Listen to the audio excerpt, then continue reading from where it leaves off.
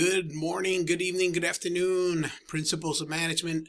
We are fall C term. Sorry about that. I had a little bit of a gap there in processing. But welcome back. Welcome back. We are excited that we have completed our midterm and now have reached that point where it's going to feel like it's going to go by so fast that you are going to blink and it's going to be over. To be very honest with you, it's going to feel very quickly because this week we are doing a discussion in regards to what's the difference. And we're going to take a look at the concept of leadership and management and the difference between the two. There is a difference. So I hope that you guys get an opportunity to read through this, kind of come to your own conclusions, understand what a leader is and what a manager is. There are times when both skills are needed, but a lot of times we're utilizing one or the other, but that's not always the case. So you probably have had great managers and great leaders, and you have had people who have been good managers and bad leaders. So I would love for you to explore that concept in our discussion. But then next week, we go to week number 6.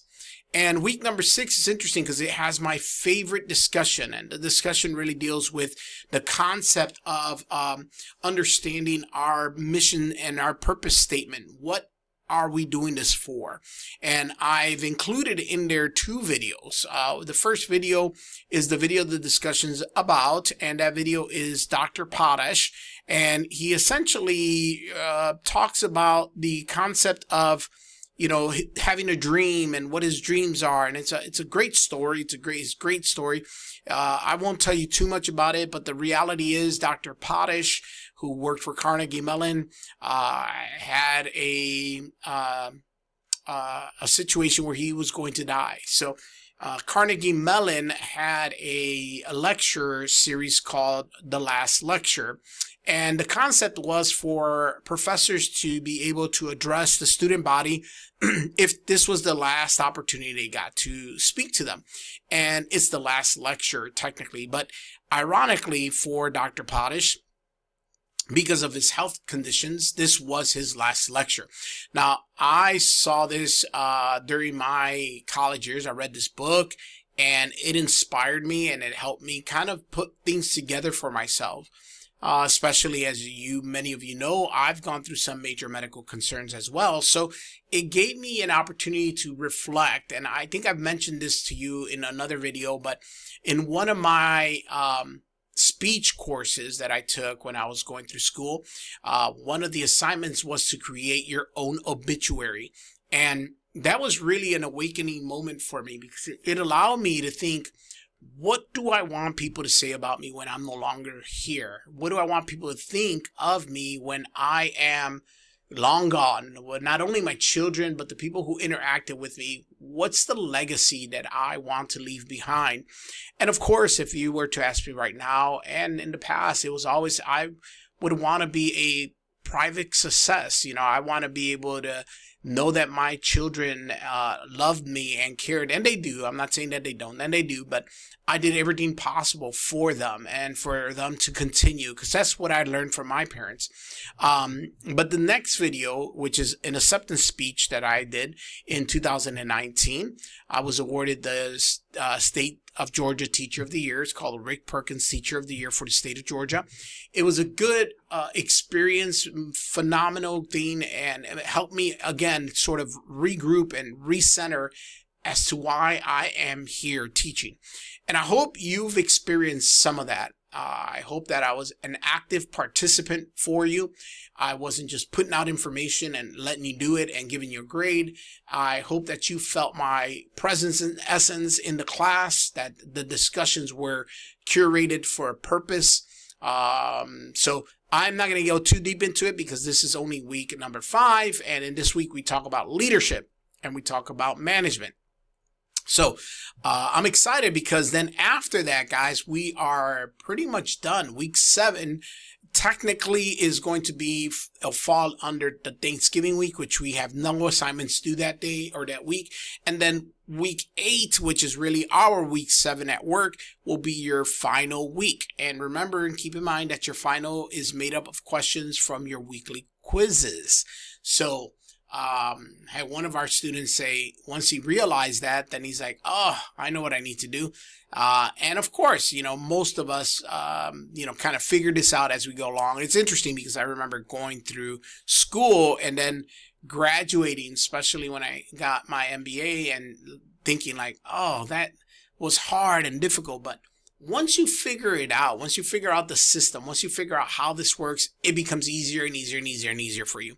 So for those of you who are here and you're at your end of your career with us or have already gotten a degree, you probably said, oh, this isn't that bad. So I want to encourage you to continue, because as you go through the learning process becomes easier and easier and easier for you. So, you know, I encourage you to continuously learn and continuously grow on your own. I love to get involved in research and learn different things and research different things. And it's just a great experience to be able to continuously learn in every area of your life. So that said, what can I tell you? Today, it is Tuesday. It was about 20-something degrees outside this morning. As you can tell, I'm still wearing my scarf and my sweater here. So I apologize if I look like I'm ready to leave. I'm just cold. To be very honest with you, I had to bring in a little heater system. I had to bring a little heater system for the office because it was still cold in this office. Of course, I'm in Dalton. My office is in Dalton. If you ever down in this area, come visit. Get a cup of coffee if you like, and we can chat up, see what life is like. Anyhow, that said, it has been cold. It's been very frigid out there, and stay warm, guys. It's supposed to warm up over the weekend. We should be getting up to 70 degrees, so I'm looking forward to that. Any ideas, advice? So I ask you this now, but in our discussion, I appreciate all the feedback. A lot of people have given me positive feedback in regards to the videos.